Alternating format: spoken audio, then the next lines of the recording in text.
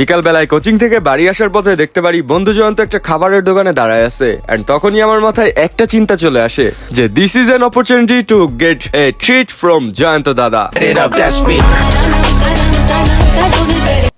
তো যাই হোক আর তাই হোক, ছেলেকে খাবারের দোকানে দেখা মাত্রই রকেটের গতিতে উড়ে চলে যায় তার কাছে এন্ড আমাকে দেখার পর জয়ন্তর মনের কথা ছিল এটা।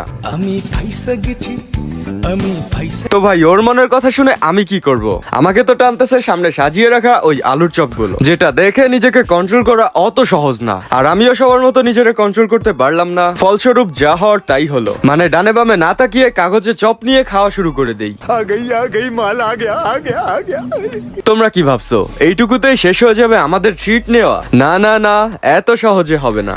এখন নিব আমরা অনেক বেশি ঝাল দিয়ে চটপটি। এই মামার দোকানের সব থেকে সুস্বাদু খাবারটাই এটা, আর এটাই যদি আমরা ট্রাই না করি তাহলে কি হয়? তো তারপরে উনি আমাদেরকে অনেক ঝাল দিয়ে ভালোভাবে চটপটি বানিয়ে দেয় যেরকমটা আমরা চাচ্ছিলাম। আর এখন ইটস টাইম টু টেস্ট ইট। চলো দেখা যাক এটার স্বাদ কেমন। এটার ব্যাপারে কি আর বলবো, এটা দেখেই তো নিজেকে কন্ট্রোল করা অনেক বেশি কঠিন। আর আমি এখানে জয়ন্তকে সান্ত্বনা দিচ্ছিলাম যে মাঝে মাঝে বন্ধুদের পিছে 2-1 টাকা ভাঙতে হয়, না হলে নিজের টাকা পয়সা বাড়ে না। আল্লাহ জানে ওরা এই কথা শোনার পরে আমার সাথে কি হয়। তো ভাই চটপটি তোমরা একবার দেখো, কত টেস্টি লাগতেছে এন্ড ঝালটাও কিন্তু কম না, এন্ড এটার টেস্টও ছিল যথেষ্ট ভালো, ঠিক যেমনটা আমরা আশা করেছিলাম। আর আমরা ছিলাম আজকে 3 জন, আমি, ফাহাদ আর জয়ন্ত।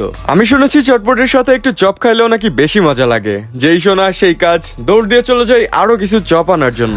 ভাই কি আর বলবো, এই খাবারগুলো অনেক বেশি মজা। এখন তোমরা হয়তো কমেন্ট করতে পারো ফ্রির খাবার তো তাই অনেক বেশি মজা, আসলে ভাই ওইটাই। তো গাইজ, তোমরা যদি এমন মজার মজার ভিডিও দেখতে পছন্দ করে থাকো এখনই আমার ইউটিউব চ্যানেলটা সাবস্ক্রাইব করে ফেলতে পারো। এন্ড যদি টিকটক থেকে দেখে থাকো ভিডিওটা তাহলে টিকটক আইডিটাও ফলো করে দিতে পারো।